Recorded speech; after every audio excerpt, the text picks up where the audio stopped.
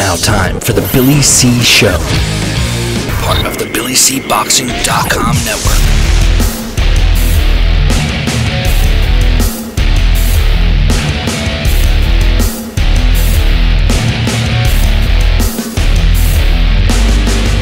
And we're coming to you live from the Billy C. Studios in Lake George, New York. I'm Bill Calogero, and it's time for the Billy C. Show. Good morning, good day, good evening, whenever you're watching, whenever you're listening.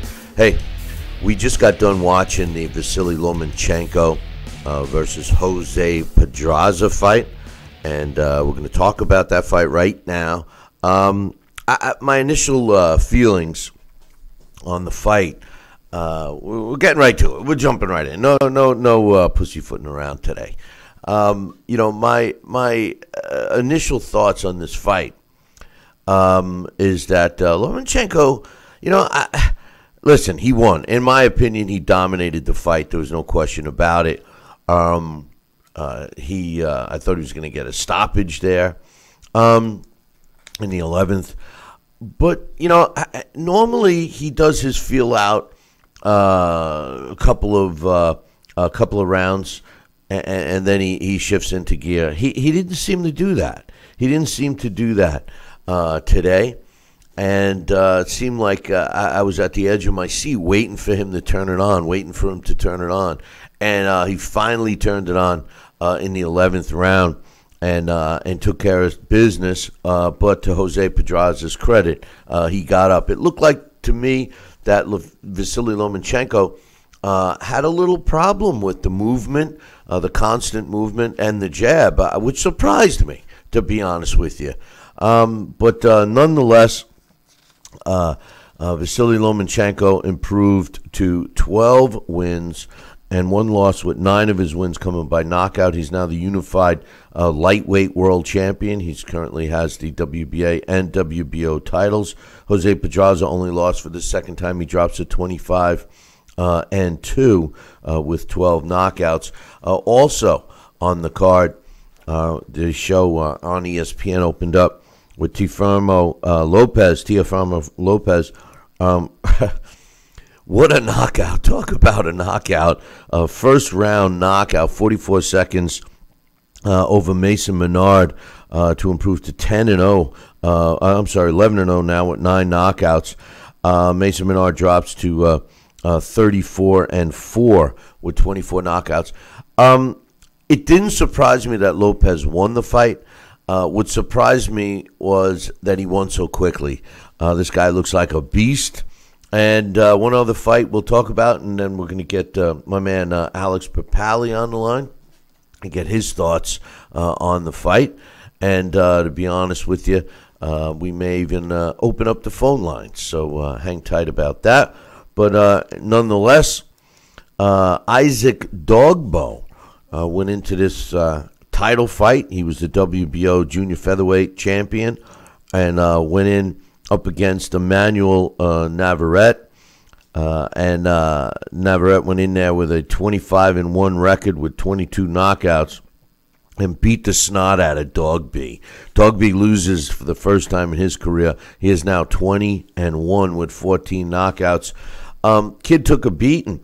Emmanuel did what he had to do and dominated the fight. I mean, there was no other way you could describe it. He totally dominated the fight from the beginning until the end. So we'll see what's up with that. We'll get the thoughts of my man Alex Papali and Dax Khan. We'll get Dax Khan on here first, and we'll get his thoughts on the fight. He'll come up here in a second, but back to Lomachenko. In my opinion, Vasyl Lomachenko, pound for pound, number one, or is he? The guy is extremely talented, very fun to watch, but is Terrence Crawford pound for pound number one? I don't know. We got to assume he had the surgery, Lomachenko. He did seem a little rusty at the beginning, and I think it was the height. I don't know. You know, I know one thing for sure. Lomachenko does not have the knockout power that he had in the lower weights. Now, before you say, what are you talking about? He dropped Pedraza. Yeah, he dropped Pedraza with a beautiful body shot. The second knockdown was a beautiful body shot. But he didn't break him down as much. I don't know. I don't know what to think. Joining me right now, I'll get his thoughts on the fight, is my man Dax Khan. What's up, Dax? Good evening, good morning, depending on where you are. Yeah. Hey, Dax, man, I'm stuck, man. I don't know what to make of this performance. I mean, Lomachenko looked great in the 11th round. The rest of the fight, I mean, there was spurts of regular Lomachenko, but for the most part, I was on the edge of my seat waiting for him to do what he did in the 11th round. What was your thoughts on the fight? If you pay, you watch Lomachenko from the start, he had foot movement and control from the open. He had his foot on the outside. Pedraza moved a lot, and because he's so lanky and tall, I think that bothered Lomachenko very much the same way that Jorge Linares did, with the exception that Jorge Linares is a harder puncher and a more valiant puncher. So it took, Lomachenko a little time, to close the gap, and, Pedraza, again, he fought a very awkward fight, and, Lomachenko was always at his best inside close, and he wasn't able to do that until Pedraza tired out. But, Pedraza, because he was moving around so much, he wasn't really landing anything significant. What, were winning those rounds for Lomachenko, when he landed, they were the clean punches, they were the more solid punches. It's hard, you can't really, discredit, his performance. He's kind of suffering that same fate that maybe an Andre Ward, Roy Jones, even Floyd Mayweather suffered, where, if they don't just dominate every single opponent at every single second of the fight, all of a sudden there's something wrong. All of a sudden, they didn't do as well as they were supposed to, and their performances, brought down levels. Pedraza, regardless of his loss to Davis, he's a world-class fighter. He's not a pound-for-pound fighter, but he's a world-class fighter. So you have to expect that. And you made a valid point. He moved up to lightweight. He's not going to be the same type of puncher he was at the lower weight. And we saw that. At least that's what I thought I saw. But I mean, more than anybody what surgeries do, taking a toll on your body. The performance we see tonight, and by all means, I'm not knocking the performance. I mean, he won the fight. But do you think that this was, kind of, should we look at this as a Lomachenko being a little rusty, coming off of a surgery? It wasn't a year ago, so I mean, he did get right back into the ring. Do you think that had any bearing on his performance tonight? Maybe it did. He says it didn't. Lomachenko, one of the beauties about him, what makes Lomachenko, for lack of a better expression, is he's a thinking fighter. He doesn't make many mistakes, and he doesn't do anything foolish, and he doesn't do anything, to jeopardize what's going to, his win inside there. Of course, he always wants to put on a dominant performance and make the crowd happy, but that's not going to happen all the time with every opponent. And when your opponent is moving around a lot like Pedraza did tonight, every single round, it's hard to go in there and make that phone booth type fight. Maybe if Pedraza was standing in close, Lomachenko would look more dominant, but, it was a win. It was a solid win. Of course, I do believe that that one scorecard was way out of line and so unfair to Pedraza, the 119-107. I had a 117-108 due to that 10-7 round. But, it's hard to be, tough on Lomachenko. I was a little tough on Lomachenko with the Linares fight, but when you go back and you look at it, you say to yourself, the guy did what he's supposed to do. He put on a masterclass performance against a world caliber fighter, and that's what he did tonight. Yep. No, I'm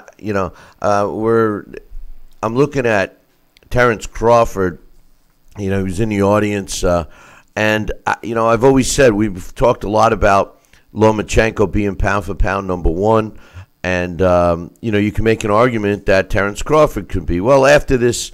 At least I make an argument. After this performance, I was saying that they were tied, Dax, but after this performance, and you know what, the pound for pound, my whole opinion on pound for pound rankings not I'm off the subject here, but it's not like you're etched. You make it to pound for pound. It's not like you're etched in at number one. Each performance could dictate whether you move up or down or whatever. And I've said that TC and Lomachenko were kind of both pound for pound number one because I that was just my thought. Tonight, I think Lomachenko dropped down to 1.5. He's number 1.5, Dax. He's number 1.5. Yeah. Now we're adding the points. Yeah, no. But my point is that for the idiots that don't think that Terrence Crawford has fought, you and I just had this conversation on the phone the other day about Terrence Crawford, and the funny thing is I can't believe that people don't think that he's fought top opposition. I mean, Lomachenko certainly has. He's done something that no one else has, coming right out of the amateurs and fighting the level of opposition that he has, and that's why he has such a large following. But like we talked about, Terrence Crawford is no slouch. I don't think anybody thought he was. Whoever did, I don't know what fight they were watching or if they ever watched the fight, or maybe they meant Terrence Crawford, somebody they went to school with. Definitely not Bud Crawford. Right. But you mentioned the surgery. Lomachenko, remember, even though he doesn't take a lot of punishment inside the ring, and that's his style, one of the beauties of his style, plus when he's offensive, his offensive is, it's really pleasing to look at. Remember, his amateur career, the people misconstrue, well, they wear the headgear, the rounds are shorter, it's more about volume punching, not power punching. It wears a lot on the body. There's a lot of years of all that training. Training itself continuously, making weight itself continuously is going to wear on the body. Even though Lomachenko's only 30 years old, and I'm not saying that he should be considered a guy in decline or that the surgery took a lot out of him, but, because of all that, maybe it's just taking a little bit longer for him to kind of heal, to get to fully 100%. Who knows? The next fight is what's going to tell us. That definitely, as far as pound for pound goes, I was going back and forth listening to Roy Jones. He explained that pound for pound beautifully during the during the Estrada fight on HBO, when he said, what makes a pound for pound fighter is not one dimensional, not being dominant and not the wins. It's a guy that can sit there and adjust and be dominant in every way. And that's what Lomachenko does, and that's what Crawford does. They're dominant in every way. They can adjust. They're great at offense. They're great at defense. They can move laterally. They can move forward. They can fight going backwards. So, it's really unfair to be so hard on him, and it's even more unfair to Jose Pedraza. It's kind of taken away from his performance, which, he fought great tonight, and especially considering the caliber of fighter that Lomachenko is. So it's a credit to both of the guys. It's not fair to either one of them. It was a good fight, not the most exciting, not the most aesthetically pleasing, but it was a solid fight. I give Jose Pedraza a lot of credit, for sure, because he stuck to his game plan. He threw a lot of punches. He was busy, and the movement. I've seen Lomachenko fight other fighters that try to, be busy against him, try to have the movement, but they didn't have the success. Lomachenko, would do the feeling out just like he did against Pedraza for maybe 3 or 4 rounds at the most. And then we see him kick into what we saw in the 11th round, and he carries it for the rest of the fight until the fight is over. He didn't do that tonight, Dax. And, I was wondering why. Like, is the height, was Pedraza showing him something more than he was expecting? And the tentativeness that he showed for letting his hands go until the 11th round. He started getting fluid, I'd say from the 9th round on, he started feeling a little more comfortable, like he was going to go in for the kill. And then when he did in the 11th round, Pedraza had no answer. It really made me wonder why he didn't do that sooner. What's your thoughts? Well, Pedraza, when you watch the fight, every time Lomachenko landed something clean, Pedraza, because he was moving so well, it made it hard for Lomachenko to, follow up with a combination. And Lomachenko's always at his best in that close range. So Pedraza constantly moving like that is what made it difficult for Lomachenko, in my opinion, especially when you add in that long reach advantage that Pedraza had. So, it's really unfair, in my opinion, to nitpick either one of these guys. Again, We expect these dominant performances every single time out, but it just can't be. Now, if in his next fight and his fight afterwards we see Lomachenko perform the same, then, then we have a reason to sit there and say to ourselves, okay, maybe he's lost it, maybe the surgeries took something out of him, maybe because of the long amateur career, or, maybe Jose Pedraza just actually better than everybody gives him credit for. One of the things that I wanted to ask you is Anatoly Lomachenko, as a trainer, is this guy not getting really the credit that he deserves when you think about it, not only with Alexander Vasyl, not only with Alexander Usyk, and now, and of course with his son, Vasyl Lomachenko, you have two guys that are top 5 pound-for-pound fighters. All three are undefeated, and you, two of the guys are lineal champions as well. I mean, exactly how good is he, and, what maybe should some of these trainers or these fighters around in the United States or even the UK be looking to incorporate into their style and to their skill set to bring them up that next level and get them maybe back on par with all these fighters from the other countries that just seem to be invading this country and dominating the sport and making the American fighters seem, just 2 and 3 steps below. First of all, I'm glad you brought it up because I think that he gets to pick whoever he wants. Any fighter that wouldn't want to work with this guy is foolish. But what I like about him, and I think that his talent speaks for itself, just the way you explained, pointing out the fighters that he has and how good those fighters are. Great point. But you know what I like the most about him? I like the fact that he lets the fighter be the guy that gets the limelight, so to speak. This is a guy that enjoys being in the background and lets his fighters speak for his own talent. And too often in the sport today, we have a trainer that all of a sudden is Joe Schmo Hollywood. He thinks it's Joe Bag of Donuts against Vinny Goombats, featuring trainers such and such. Just the way a referee shouldn't be known for the fight, for the job he did in the fight because he got all the camera. Like Harvey Dock did a great job in that fight with Pedraza and Lomachenko, in my opinion. But Lomachenko's dad, as a trainer, I think he's got to be up there, Dax. He's got to be one of the tops, and I think everyone should give him that credit. Yeah, he doesn't talk to the media, and like you stated, he doesn't look for that limelight.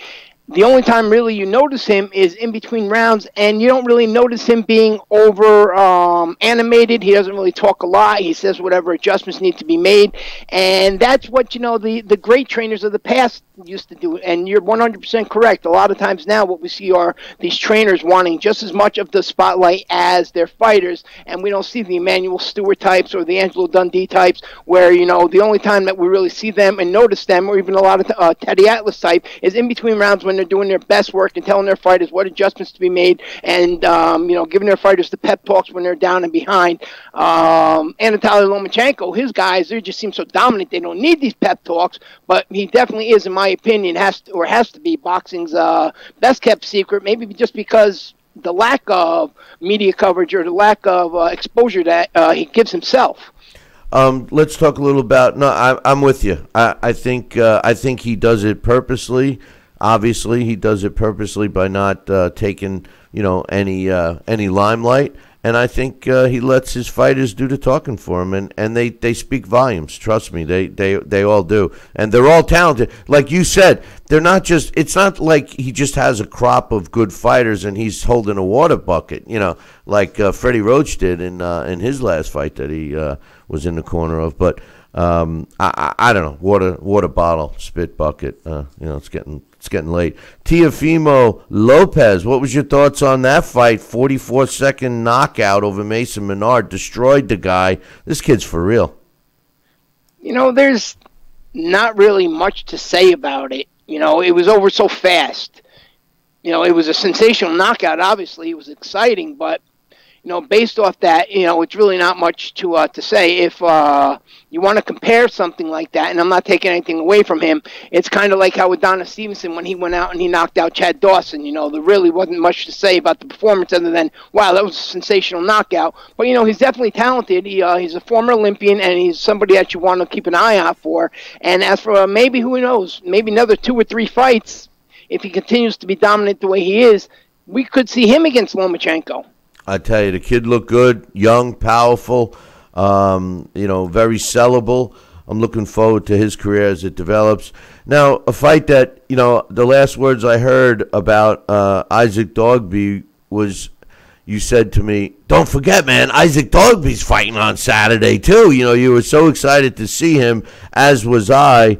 And, I was a little disappointed that his pops didn't stop the fight. This kid took a beating in the post-fight interview that they did. He seemed like he was grasping for his thoughts. Do you think this fight could have ruined this kid? I agree. He did take a beating, and I was excited to see Dogboe in fight. He's an exciting fighter. He travels on the road. He has gone the distance a few times. These two guys, you got to figure at 23 and 24 years old, in their very best, their prime, yet still getting better. I think their combined opponent win-loss ratio going into this fight tonight was something around 158, 14, and 4. Dogboe is definitely made for TV style type fighter, but I agree. He did take a lot of punishment. I think they kind of underestimated Narvaez here. Narvaez, to me, when I'm looking at the fight, I'm saying to myself, this kid reminds me of kind of a harder punching Leo Santa Cruz, the way, with the volume. He's tall, he's lanky, and I think if this kid should happen to develop a solid jab, he would definitely be, a monster, a beast for anybody. I would certainly love to see him against Ray Vargas next, and whoever would win that is the best in the division. As for Isaac Dogboe, I also was thinking during the fight, maybe it's time for him to move on with somebody else besides his father. We have seen in the past so many of these father-son relationships where they've been together from the start, where the father only has has limited knowledge. He's brought them only so far, and I think that's what we're seeing with Isaac Dogboe here. Considering, as you stated, the father, you got a little bit of emotions. You want your son to exceed to these levels, and maybe his head wasn't thinking clearly, and he allowed his son to take a little bit too much punishment. And, of course, what about the corner? How could they have allowed their own corner to become so wet? Dogboe fell twice in that corner. Yeah, that was. I'm surprised they didn't stop the action and force them to clean it. But one thing I wanted to add about the Dogboe fight. How do you pronounce his last name? Dogboe or Dogboe? Dogboe. I'm sorry, Isaac. But, the thing about that fight, which surprised me, I mean, we've heard about it after fights, but I don't think I recall hearing a fighter say in a post-fight interview, in the ring, saying, we took our opponent lightly and we didn't really train as hard this time. I mean, fighters have done it throughout the history of the sport, but I can't recall hearing a fighter actually admit it so soon after the fight. What was your thoughts on that? It was honesty. He was out there. Both guys were very classy after the fight. He was being honest, and to tell you the truth, when he did assert himself inside close, he was dominant, except, again, very much like Lomachenko, he wasn't able to really close that distance and maintain inside, and on the outside, he just got picked apart. He abandoned his jab. Dogboe is a guy that, his style kind of is reminiscent of a mini Mike Tyson, where he has to use those short arms and jab himself in, and once he's inside, he's a bully. He has that short pitbull type body. And which, again, reinforces why I really don't think his father is the right trainer for him anymore, because the kid is talented. Hopefully he didn't really lose anything in this fight physically and he can go on. But the father, really in between rounds didn't give any advice. He didn't tell him anything that was going to help him or change. And eventually Dogboe looked, he looked desperate. Narvate, is this kid right here where he just came out of nowhere and suddenly I think he became a star. Yeah, he had endless energy, it seemed, Dax, and he just kept the pressure on, and Dogboe had no answer. I mean, he hit him as hard as he could. He landed, Dogboe, I'm talking about, landed some hard flush shots, and Emmanuel didn't go anywhere, and I think it was disheartening when you add that to, an obvious poor training camp. And I also agree with you about lack of instruction from his father. And that's that's something. When you look at it, the story is similar to the Porters. Sean Porter's father didn't have any training as a trainer in the sport of boxing, learned it for his son, and they've developed nicely. It's the same story with Dogboe. You know, they were talking about them training and sparring with the family. I mean, you know, I used to spar with my little brother too. I felt like a real world beater, you know. But then again, he was a lot younger. So you know, I don't know. I don't know if that was the Dogboe right thing. and Lomachenko, we kind of seen you know, a contrast in criticisms here. You know, Dogboe, this is a guy who, because of what everybody was saying about him and his last few performances where he knocked guys out. Last year he had that one of the knockout candidates of the year. He felt that against this guy who was really unknown, who had fought a competition at a lower level, he was going to go out there and do the same. And because of his style and because of all the accolades and because of how his father feeds his head, literally tells him that he's been ordained or appointed by the gods, that he's going to be the next great thing. You know, he was really saying to himself, he was kind of in doubt. He didn't understand why this guy was staying in there and applying the pressure when this guy was supposed to lay down every time he hit him. Kind of like Vladimir Klitschko stated about his loss to Corey Sanders. When Corey Sanders had hit him and hurt him, Vladimir Klitschko said, I'm laying on the ropes and this guy's hitting me, he's hurting me, and all I'm saying to myself is, how can this little squirt be doing this to me? I'm supposed to be knock him out. He was supposed to be out already. I hit him as hard as I could. You know, Dogboe, more or less the same thing. But again, he's only 24 years old. He's only had 20 fights, or tonight was his 21st fight. He has some, you know, some more learning to do and better matchmaking. Maybe take it down another step, even though he's had a world title belt, to those guys below and those guys that can actually test him and help him round out his skill set. He was rushed a little bit too much, maybe. You know, Dax, it goes back to what I say time and time again. You know, the path to a title fight in today's world of boxing doesn't help these fighters. We could possibly have seen that in more than one fight tonight. Now, first of all, no disrespect to Mason Menard, but this is a clear example of a guy, you know, he's got 34 wins, but if you look at his resume and see who he fought, that whole Southern Circuit, I mean, that does not say that this guy is that great. You can't just look by the number. Same thing with Dogboe. Yeah, he's got 20 wins, but who did he fight? You know, they're pounding their chest. The promoters and management of young fighters do not give their fighters a chance to get better by constantly putting them in with inferior opposition.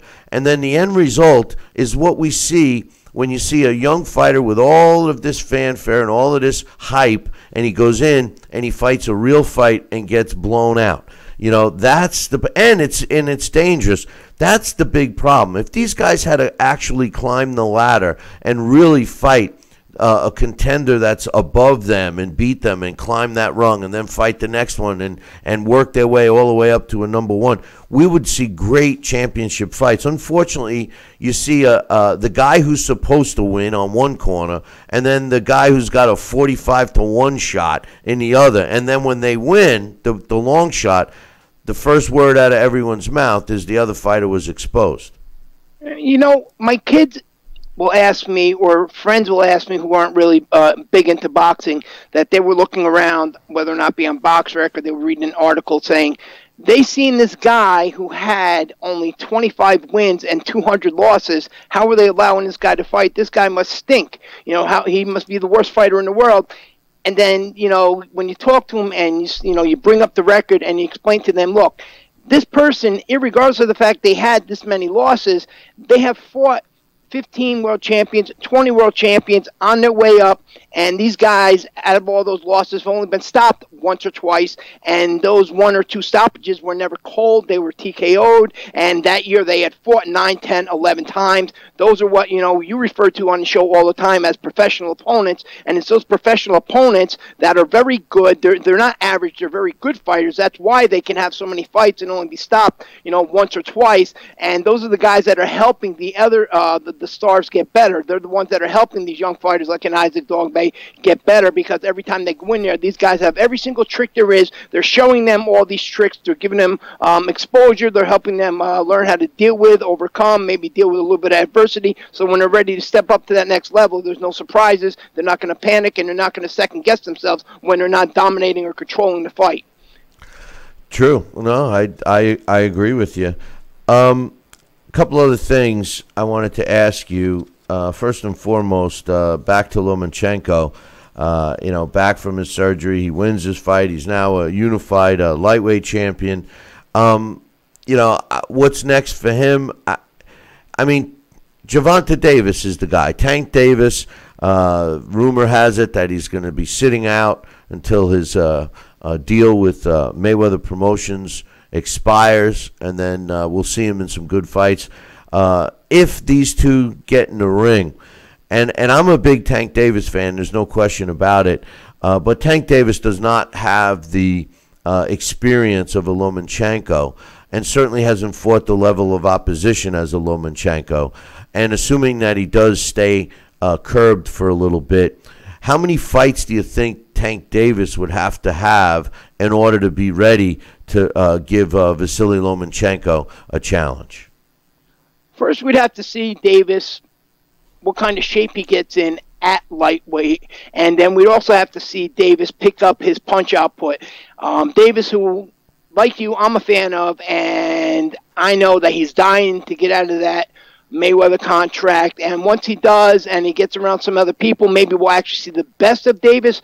But for Tank Davis to beat somebody like Lomachenko laying on the ropes like that isn't going to get it done. So Davis, like we were just speaking about, he kind of, despite being, a former world champion, may have to take it down a little bit and fight those guys just on that level underneath to gain a little bit more of that experience if he expects to go in there and be successful against a Lomachenko or a Mikey Garcia, depending on what he decides to do after his fight with Errol Spence Jr. And once he does that, then we'll generally know, what to expect from Tank Davis in the future. But right now, the experience factor, be as a pro or an amateur, considering, as you stated, the level of competition, Tank Davis would more or less, outside of his power and catching Lomachenko with a big shot, he would get he would become a showcase. He would be no different than a lot of other Lomachenko opponents, and he wouldn't, have the success that Linares did for those 9 rounds, and he certainly wouldn't have that success that Pedraza had tonight, considering Tank Davis is one of those guys who uses his feet a lot.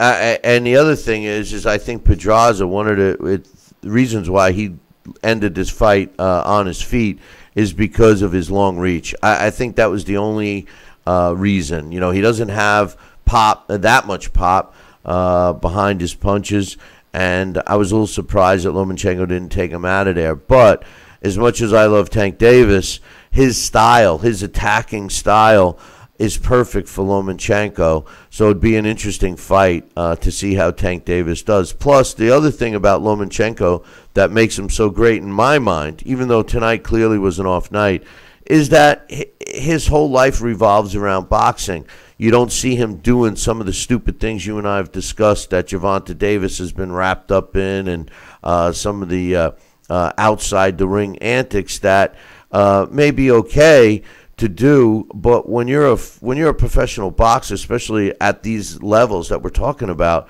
that kind of lifestyle wears you down, and there's plenty of time for it. One of the things that keeps good fighters good is the fact that they kind of keep their noses clean outside the ring. What's your thoughts?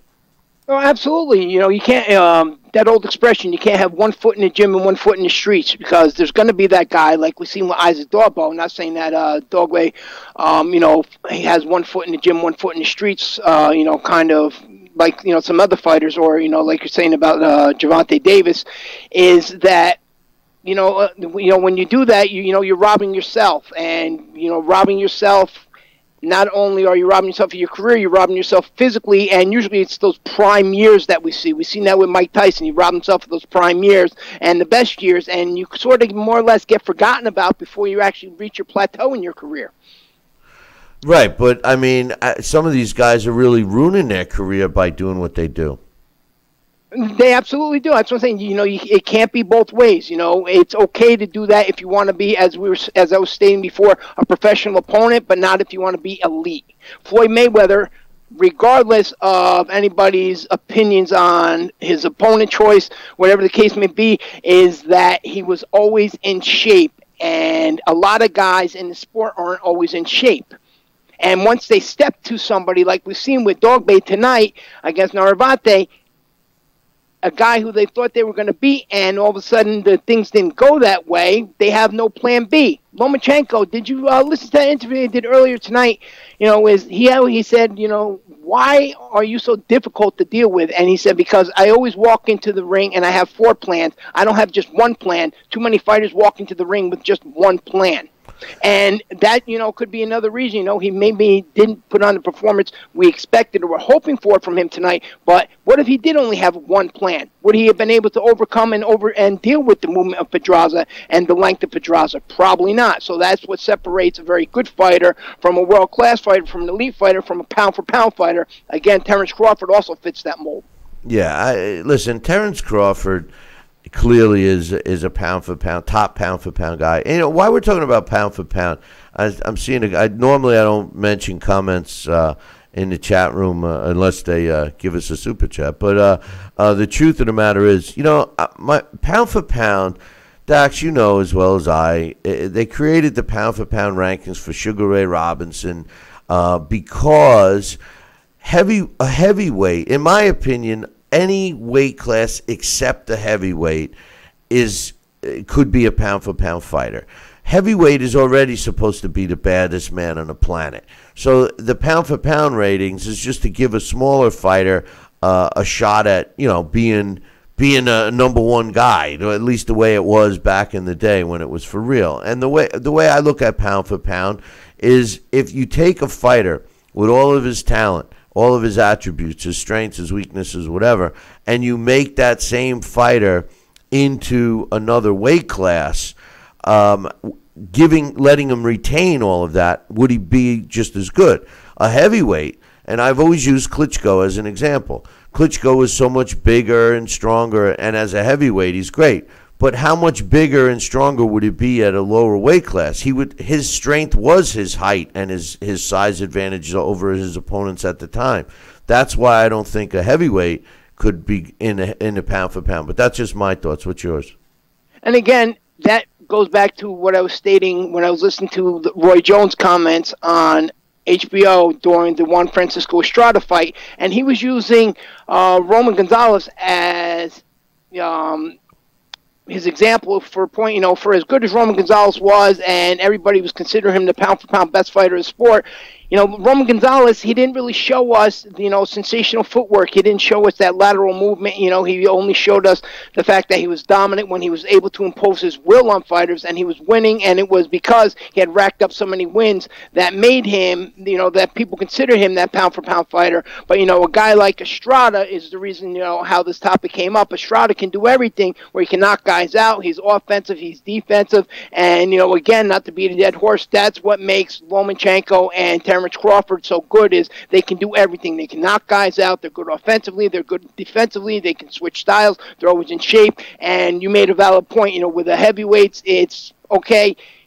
How would they be if they came down a little bit? And again, another valid point you made was the heavyweight champion was always considered the baddest man. The heavyweight division was the flagship division. It was always the heavyweight champion and everybody else underneath him. And I agree 100%. These pound-for-pound ratings were made so we can decide who was the very best in the sport outside of the heavyweight champion. It used to be a given. The heavyweight champion was the absolute best in the sport, and everybody else was second best, and you had to divide to figure out who was the second best. Exactly, and that's what it was designed for. And today it's taken a totally different turn, but it's all good as long as people are still discussing it. So Lomachenko, his performance tonight wasn't Lomachenko-esque, but he got the job done, unified a title. I loved what I saw in the 11th round, but the other rounds, not so much. But I was, just like the fight last week between Deontay Wilder and Tyson Fury, I kind of was on the edge of my seat for this whole fight, Dax, waiting for something to happen. And speaking of Tyson Fury, Deontay Wilder, it came out in the news right after the fight that all of a sudden Deontay Wilder was saying that he hurt his arm. He was fighting with a bad right hand. Doesn't want to make an excuse, but you know what, Dax? I thought that Deontay Wilder, if he didn't say anything and just whether he's injured or not, whether he was injured or not, I just felt that if he didn't say anything and just moved forward and set up the rematch, or even had another fight, possibly with Anthony Joshua, whatever the case was, would have been a much smarter move. By him coming out, making an excuse for not being able to knock out Tyson Fury, I thought that was a bad move on his part, and I hope other people, discredit him for doing that as much as I do. What's your thoughts? Well, Deontay Wilder kind of, as we've spoke about this many times, Deontay Wilder has a hard time speaking with the media because of the fact that he's more or less his own PR guy. So one day he says this, the next day he says that. Deontay Wilder did admit, you know what, I was over anxious in the fight. I swung wild. I got tired. I was looking for my target too hard. When you look for it too hard, the knockout doesn't come. And then, of course, a day or two later he comes out with, oh, it was my arm. Whether or not you had hurt your arm, you hurt your hand, whatever that case may be, that shouldn't have prevented you from using the jab. It shouldn't have prevented you from using your footwork. It shouldn't have prevented you from using a variety of punches instead of just relying on that one big punch. So, yeah, Deontay Wilder more or less, he kind of made himself look bad with that. But he, again, kind of fits that mold as we were just speaking about, where he hasn't had enough opponents to kind of help round out his skill set. Remember, he's fought a lot of the guys that are very one-dimensional, and that power has always been able to bail him out, and the power wasn't able to bail him out with Tyson Fury, and when Tyson Fury kept getting up, that was even more discouraging, because now you start questioning your own power, and maybe he started swinging wild more, trying to say to himself, this can't be, this can't be. I know he should stay down, and all I got to do is just hit him one more time, and he got reckless. That's something they're going to have to work in the gym, and maybe before they before they go with that rematch with Tyson Fury, it might be smart for Deontay Wilder to take one or two mandatory defenses and try and see if he can incorporate those skills that I know he does have, because we've seen him use them in the past. Unless, next time I just see a repeat, the same thing happening, and I see a repeat, same thing's going to happen when Kovalev faces Alvarez in their rematch too. Kovalev's a guy who could box, but he fell in love with his power and abandoned everything else. We see that far too often today. Yeah, my point is that Deontay Wilder showed some class, which is very unlike him, because he's doesn't have much, but he showed some class after the fight with Tyson Fury, man to man, and I kind of thought that it was just a lesson that he learned. I've always said he's a one-trick pony. He's only got punching power. It's helped him. I said that he was going to do what he did, revert back to just headhunting. And I would have thought that he would have just learned from that and tried to look forward to the rematch. Instead, he came out with the excuse, which bothered me. But you're right about one thing, and we did talk about it last week. It was actually the first time I saw him really tire out. I mean, he was spent. He couldn't even. I think in that last round, if he was able to muster up a few more punches, maybe he puts Tyson Fury out. But fatigue, I don't know. I don't know what to think, but I am looking forward to whoever he fights next. Takes more energy to miss a punch than it does to land a punch. We know that, and that's what happened with Deontay Wilder. He missed a lot of punches, so that fatigue, especially as the fight progressed, got into those later rounds, it was a factor. So that's, again, something where I think he would have to maybe get a better variety of sparring partners or take a few other fights to calm himself down, where maybe not at that level. He can work on some stuff. These are things that should have been, again, done with him years ago, instead of, now when he's at that point where there's only, you can't go down. When you fight Tyson Fury, who's the lineal heavyweight champion, and the other guy in the division, the top dog, is Anthony Joshua, anybody else that you fight underneath them is just looked at as, cherry picking. You're going down, you're not progressing, and you're not going to get any better. Mismanagement, bad matchmaking, that's another problem in sport. But, that's for another day. Right. What they could do with matchmaking is try to, build their fighters up a little better along the way. Bill, just a funny thing, I forget who I was having a conversation with or who was mentioning this earlier today, but they said they were speaking with a trainer who said that he tells their fighters the jab is overrated. And that, he doesn't tell his fighters to rely on the jab. I don't know who the trainer was, but when somebody told me that, me and other people were just saying to ourselves, is this, did this person really say this? Is he really teaching these fighters? I don't know. Is this maybe the guy just started training? I don't know what kind of book he read, to declare himself a trainer. But tonight we seen two cases of that in the Tyson Fury against Deontay Wilder fight. Deontay Wilder would have done much better if he worked behind his jab. And the same thing with Jose Pedraza against Vasyl Lomachenko. Imagine if Pedraza would have pumped his jab all night. What a different fight that would have been.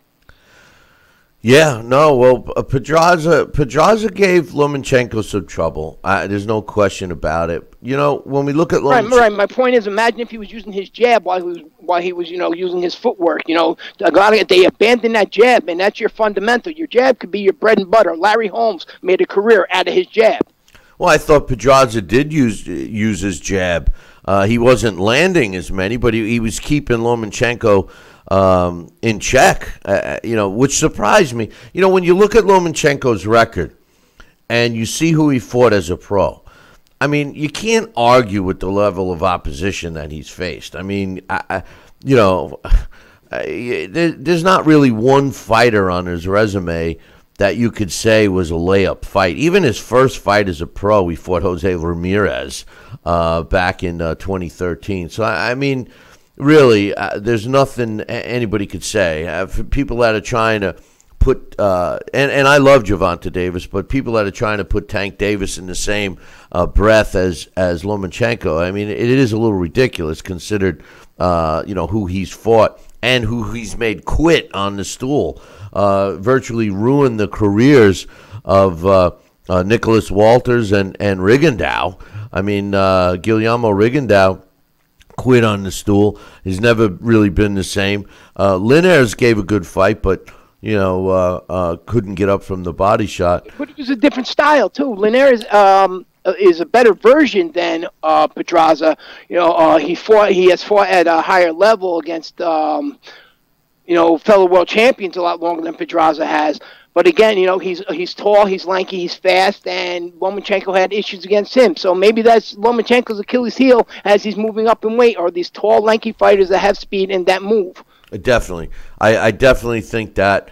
And Linares didn't have the arm reach that Pedraza had.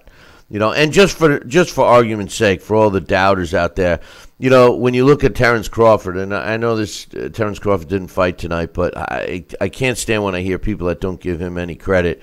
You go back and you look at his resume. He fought some decent fighters on the way up, but the fight that started his incline was the Breidis Prescott fight.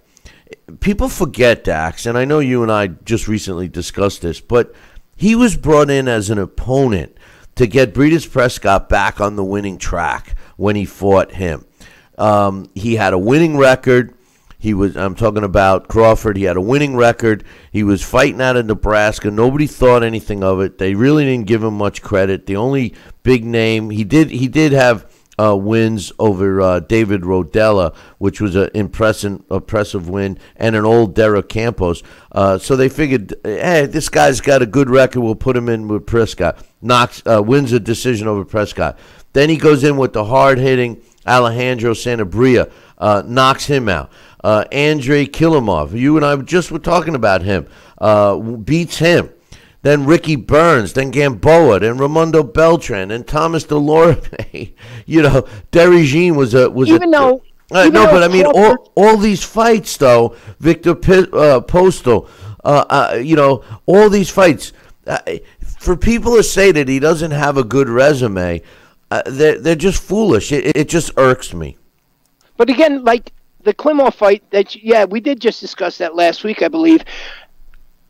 Crawford, because he had problems with Klimov, he won the fight convincingly, but he didn't go out there and knock him out like everybody thought he should have, because Klimov moved a lot. At times he went into a survival mode, and Crawford, he he didn't really look sensational in that fight. And I remember him coming out on social media and apologizing, saying, I'm sorry, it's hard to look good, it's hard to look sensational, and get the knockout when your opponent's in there to survive. So, very much like Lomachenko tonight, even though Crawford at that point in time in his career wasn't up, to that level that he is now, of course. But, they wrote him off. Every time a fighter that has expectations doesn't perform to the standards that we place upon them, they're either overrated, the opponent was paid off to take a dive if they should happen to fall too quickly.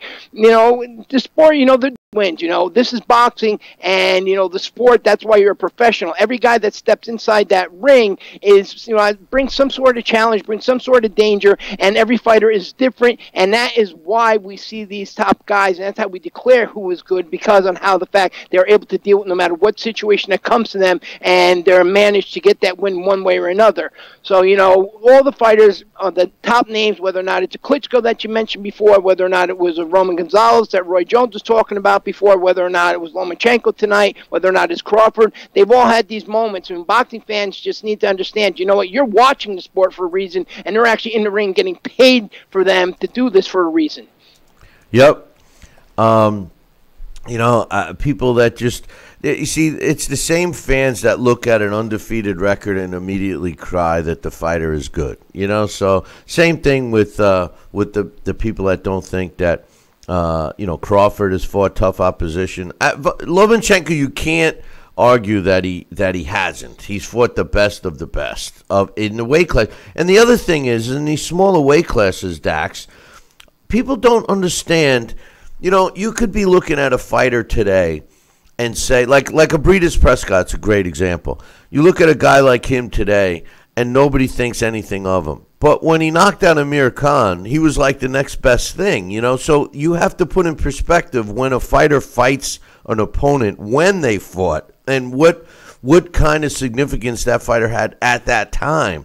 Every fighter declines. So it's just a lack of boxing knowledge, I think, by some of the fans. It is a lot. You got to realize in this country, Bill, if you think about it, light heavyweight, heavyweight, welterweight, junior middleweight are really the only divisions that anybody pays attention to, and the average boxing fan could have a conversation about that last more than 2 minutes when it pertains to who's actually in that division, who the champions are. It's an international sport. In other countries, they focus on these smaller divisions, and that's what that's the difference between fans in every country. And in some countries, they only focus on those small divisions, and they really don't know about, what's going on with the upper divisions. But, when it comes to situations like you were just mentioning, there are guys out there like Darnell Boone who has made guys, including an Andre Ward at times, or an Adonis Stevenson when he was coming up, has totally taken the steam out of their sails. But the fact how they went on after those fights is what matters, and that's what made them as good as they were, because a guy like Darnell Boone actually made them, not only tested them inside the ring, but tested them mentally outside the ring and made them question themselves on whether or not this is actually the sport for me. And we need guys like that for every fighter to fight, not just, one or two guys. No doubt. No doubt.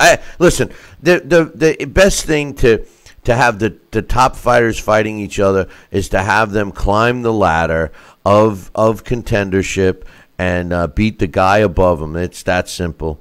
But in any event, Dax, any final thoughts on the Lomachenko fight? No, like I said, I just think we're being a little too hard on Lomachenko, and I don't think that Pedraza is getting enough credit. That's just my opinion. And as far as the top 10, remember, Bill, it's not so hard to be in the top 10 when you got a chance. You could be 1 in 50 guys in the top 10 when you boil down all the sanctioning bodies. No, I know. It's not like the old days. No, I know. Doug Scully says, how did the guy from Virginia become the Fed Latin champion from the Caribbean? No, I listen. I've always said that, But with that said, if a fighter with all of you're literally 100% right. You could have up to 50 top 10 contenders in any weight class with the 4 sanctioning bodies, right? You could have up to 50. And my point is, even with the diluted contender rankings, depending upon which sanctioning body you're with, these fighters still don't fight top 10 guys in any of the. It's not like they're fighting the top 10 computer ranking guys. I'm just asking that they climb the ladder in whatever sanctioning body they want to, Dax. But they gotta fight the guy that's good. That's all. They can't fight guys with barely 500 above 500 records. Barely above 500 records. And then all of a sudden get a title shot. That you can't gauge a fighter by feeding them opponents like that. It's not your dad's boxing, as they say. No, it's not. Dax, I appreciate your thoughts, and we'll look forward to you next week, man. All right, everybody. Well past my bedtime, so talk to you soon. Night, Dax.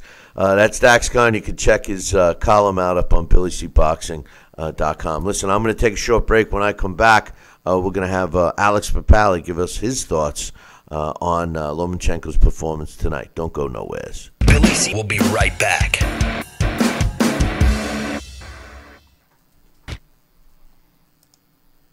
Broken air conditioning, $4,400. Failing refrigerator, $2,500. Don't let outrageous repair and replacement bills like these bust your budget. Get the First American Home Warranty Plan. And when a covered appliance or system breaks, we'll repair it or replace it for you. We had a high-end dishwasher go kaput. They put it in a brand new dishwasher. We have plans that cover air conditioning, most appliances, plus heating, plumbing, electrical systems, and much more. Plans start as low as $25 a month. Why let a major appliance or system breakdown bust your budget or go through the hassle of finding trustworthy service people? Last year alone, we saved our customers over $120 million. Don't wait until something breaks and you're stuck with a huge bill. We save a lot of money. It's absolutely worth it. If you don't have First American Warranty, get it. Call 1-800-946-6234 for your free no-obligation quote. Need relief from backaches and stiffness in your hips or down your legs? Then you need Dr. Ho's Back Relief Belt. The innovative technology works to support and decompress your spine. And now it's covered by Medicare. Every patient with back pain should be wearing this belt. Nothing gave me instant relief except for the Dr. Ho belt. Feel good while standing, walking, driving, doing housework, and while laying down. And now Dr. Ho's patented belt is available at our best price ever. It's even covered by Medicare. Order now and get the easy-to-use hand pump and back rehabilitation DVD free. You know, similar belts can cost you almost $1,000, but my belts won't cost you $500, not $300, not even $200. I will give you my special TV price. And remember, Dr. Ho's belt is covered by Medicare. If you know a friend or family member that suffers with pain, get them my system today. Help them live with less pain, be more active, and get back to doing the things they love. Give them the gift of health. Listen to this important message. If you owe money to... Now back to Billy C. Interact with the show at BillyCBoxing.com.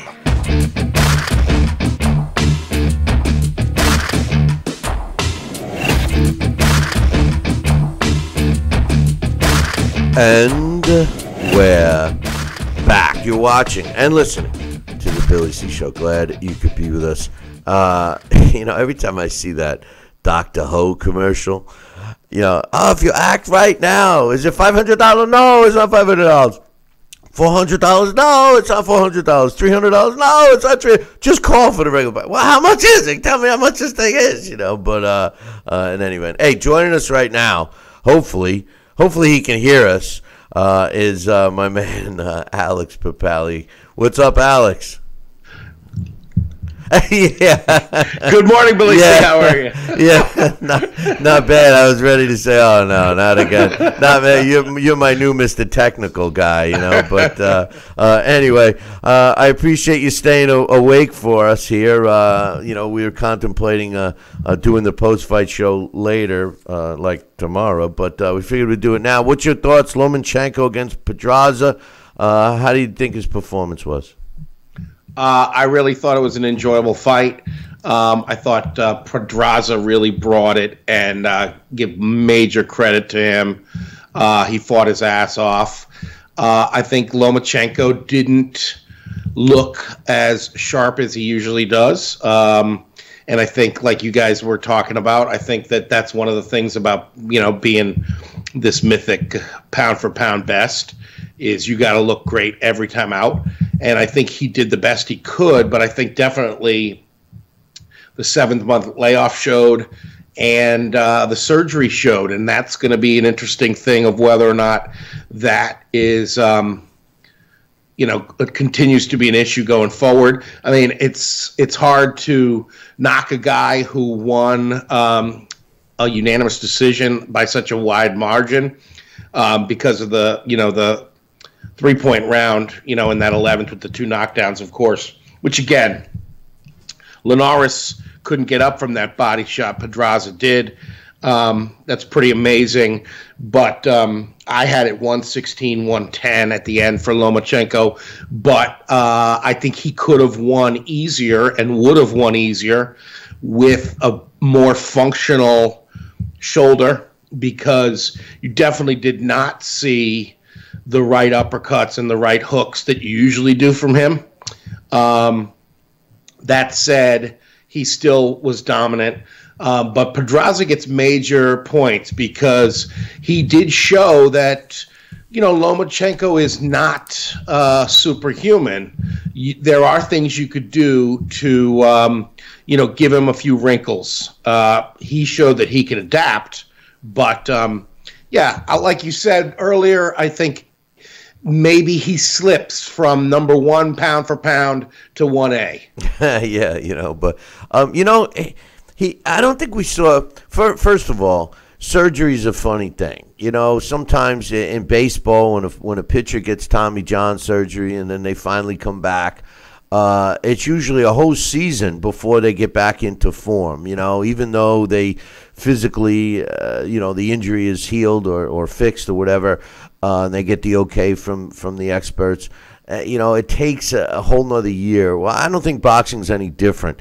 What always comes to mind is Jeff Left Hook Lacey. After he had his surgery on his left, he never threw a left hook again. And I'm not so sure Lomachenko was afraid to let himself throw the hooks and the uppercuts. But I think Pedraza kept him far enough away where an uppercut or a left hook might not been that easy to throw anyway. The only round that he seemed to get inside and be Lomachenko was that 11th round. And as far as the score goes, the scores seem to kind of be all over the place, even for a one-sided unanimous win. I got to be honest with you, Alex. I'm scoring this fight. I didn't give 1 round to Pedraza, and I didn't. Really? The funny thing is it wasn't that I didn't think he was performing well. It's just that throughout the 12 rounds, he really didn't do anything, in my opinion, to win the round. Yes, he was throwing, like the round 1 it basically defines it in my mind. You could have easily given Pedraza round 1. Because he was aggressive, he was throwing the jabs, he was coming after Lomachenko. But the only solid punch landed in that first round was by Lomachenko. And those jabs weren't really landing on Lomachenko. He was throwing them, he was moving, and he looked busy, but he wasn't doing anything to Lomachenko. I went against my own rule. I asked last week, how many jabs equals a power punch? But the jab has to at least land. And I didn't see anything land on Lomachenko. Now, his face would suggest otherwise. He did have some marks on his face and stuff after the fight. But to be honest with you, as much credit as I'm giving Jose Pedraza, I didn't give him any rounds. Yeah, I thought that he started, and it was mostly straight punches. I thought that the 4th and the 5th was where he started to actually, take rounds. You're right. The first was very close. I don't think I gave him the first, but I could see if you did, because like you said, very little happened.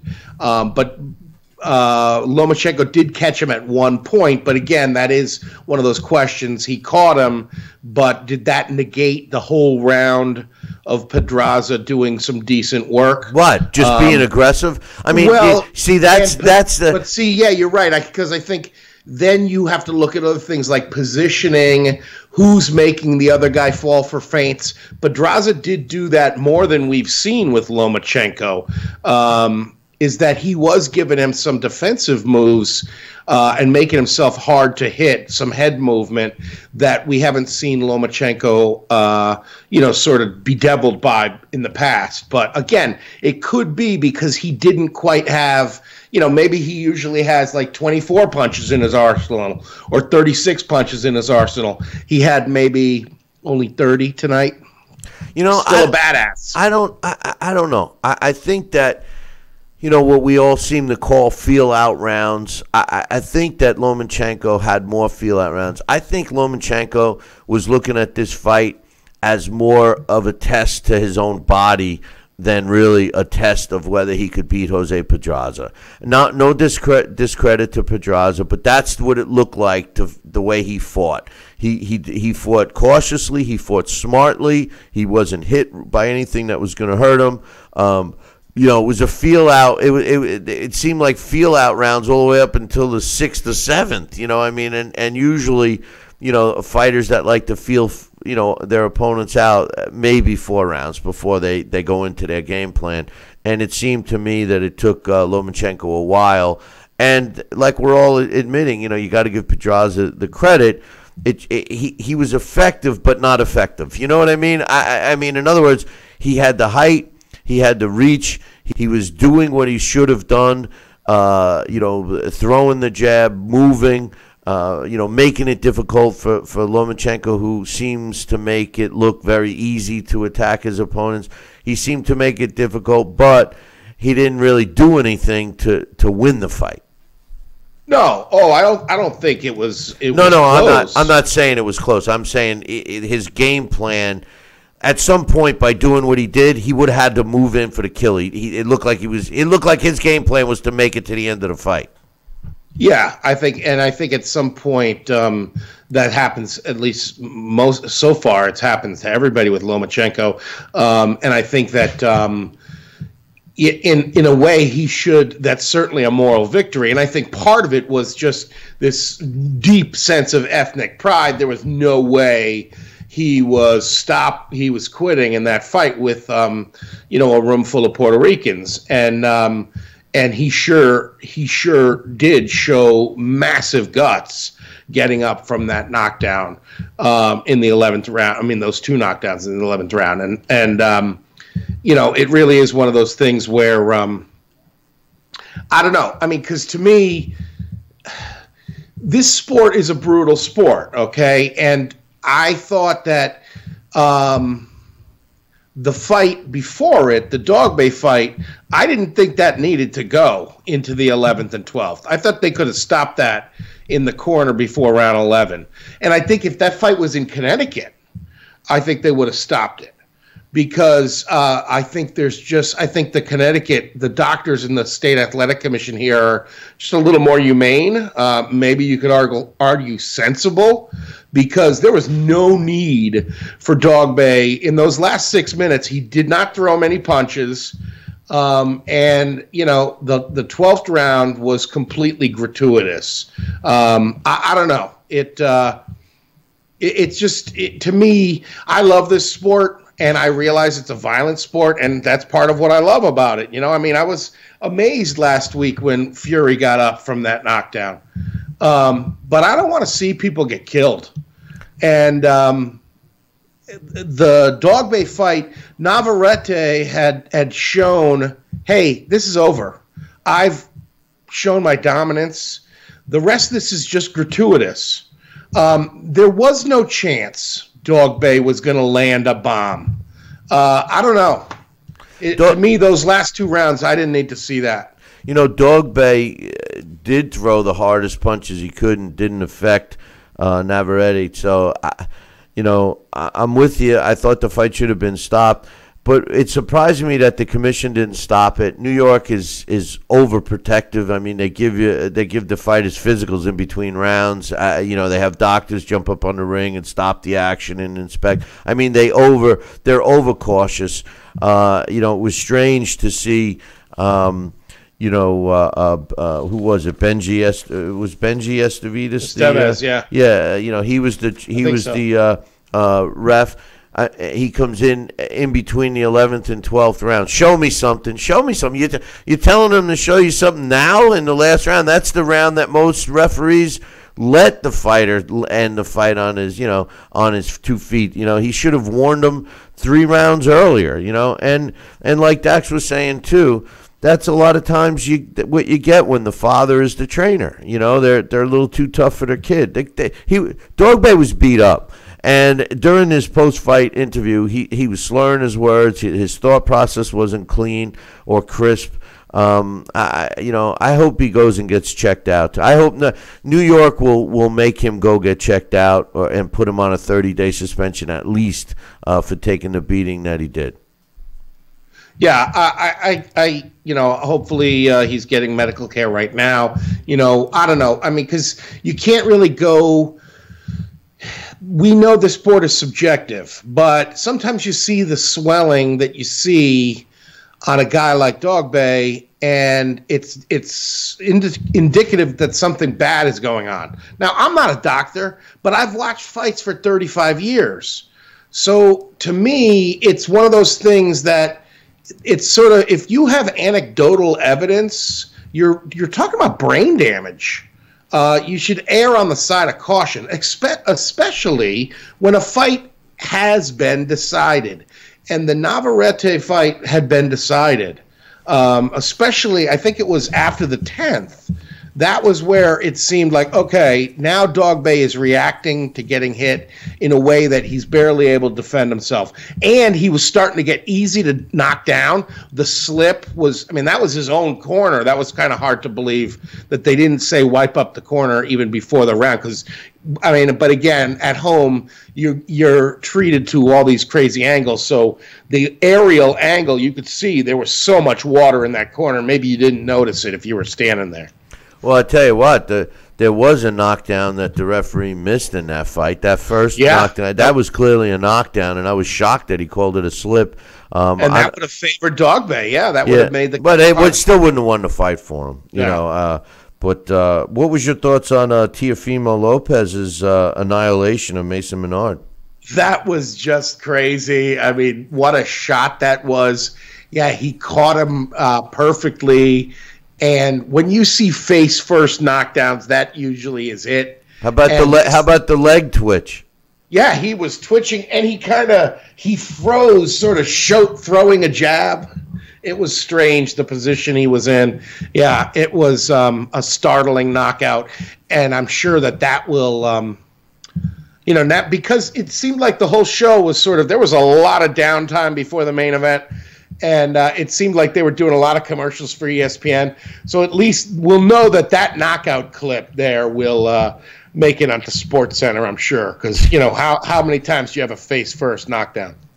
Well, it's unfortunate that fighters today, and I was saying this earlier, that they get, they move up like Mason Menard, 34 wins.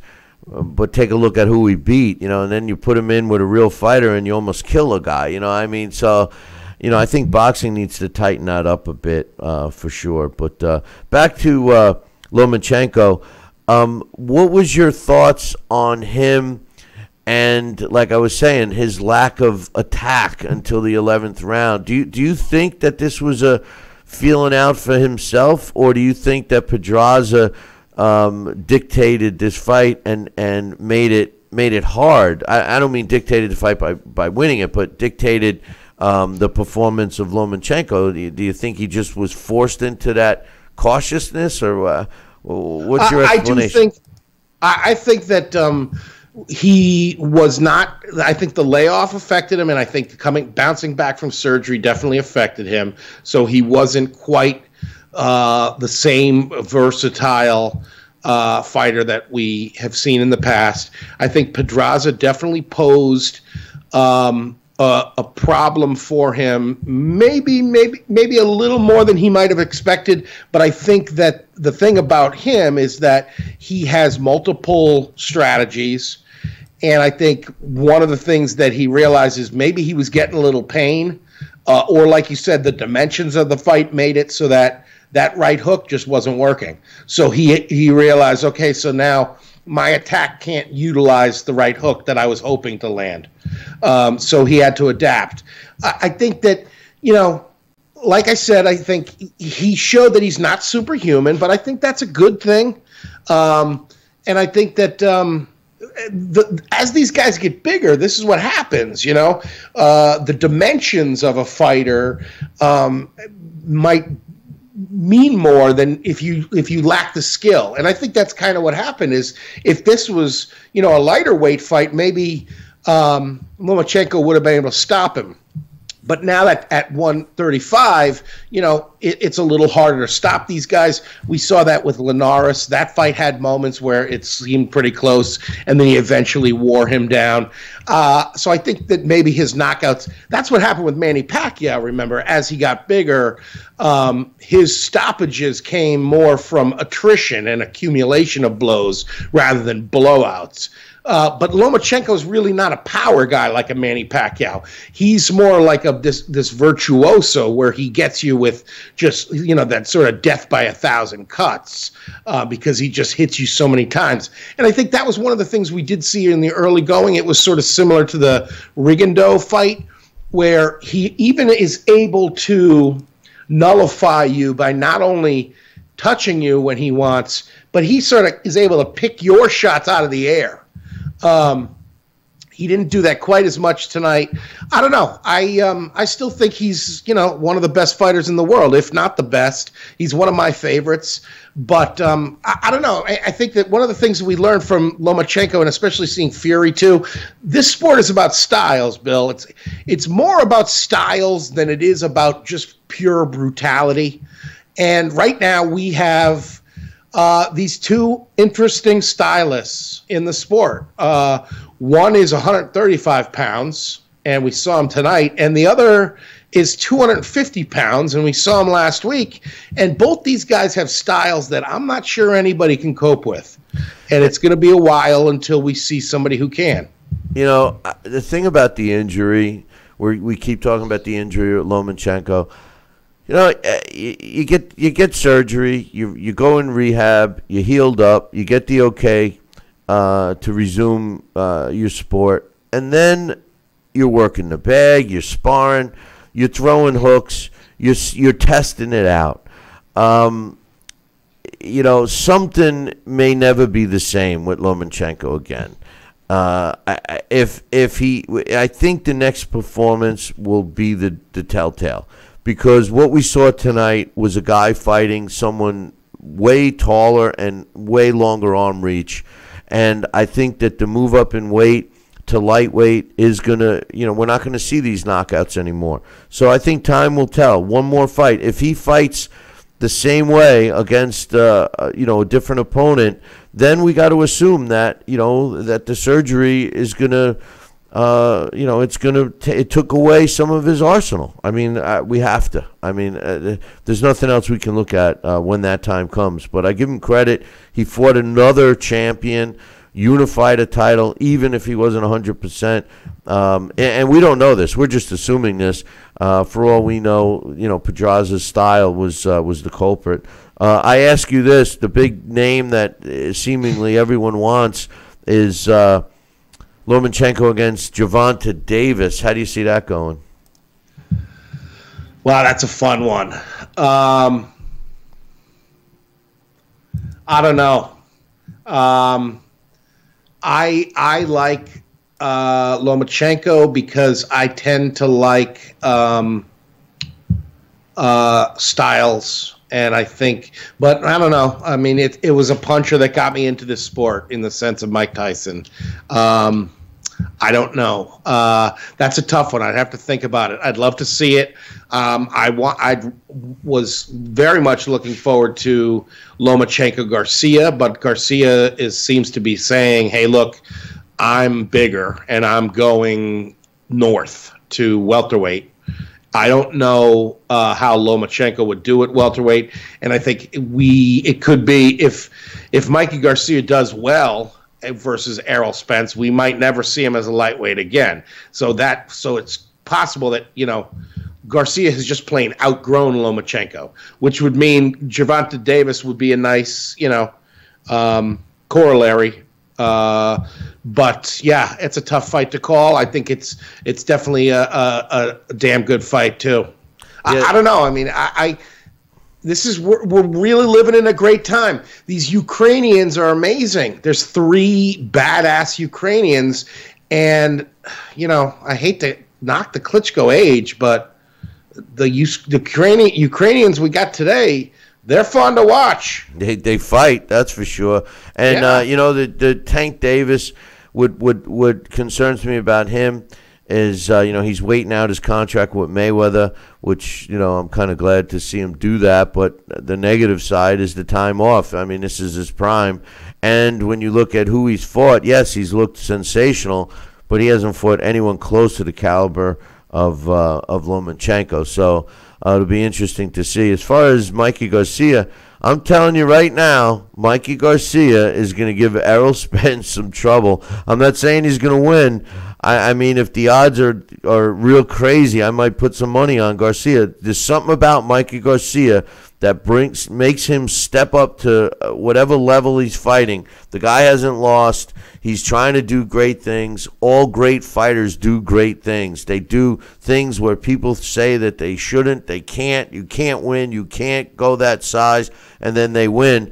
That's what makes great fighters great. Fighters that do things out of the ordinary.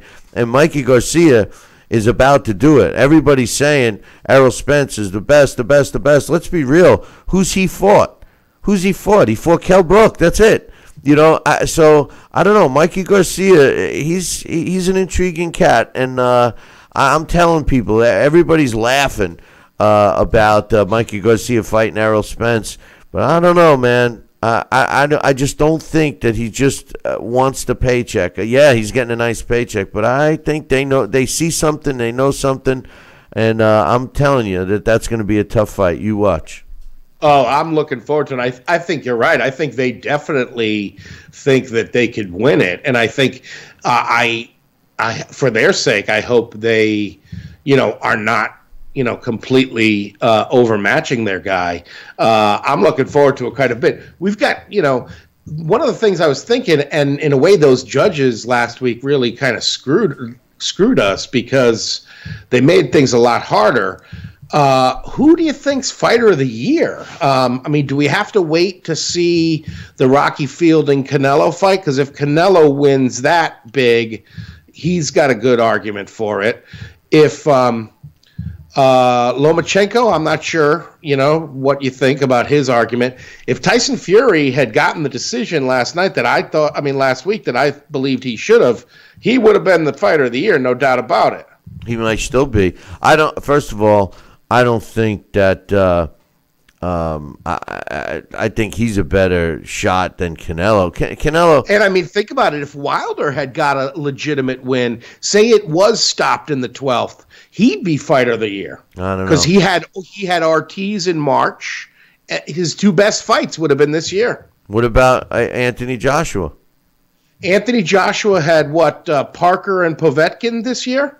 So he's in the running probably for fight of the year. And then who is it? Inoue? I think he's in the running he's got to be in the running in terms of the little guys. Yeah, I don't know. It should be interesting. One thing I did want to say also. How about Usyk? Oh yeah, that's right. What am I thinking? Of course, yeah. Usyk has a really good shot. But what I was going to say before was that when you were talking about the the layoff and stuff, remember just a couple of weeks ago, who was it? Scott Crolla against Nonito Donaire, who it shows you that you could train as much as you want and be in good shape, but then in the ring, you never know. You're exerting yourself so much more because it's for real.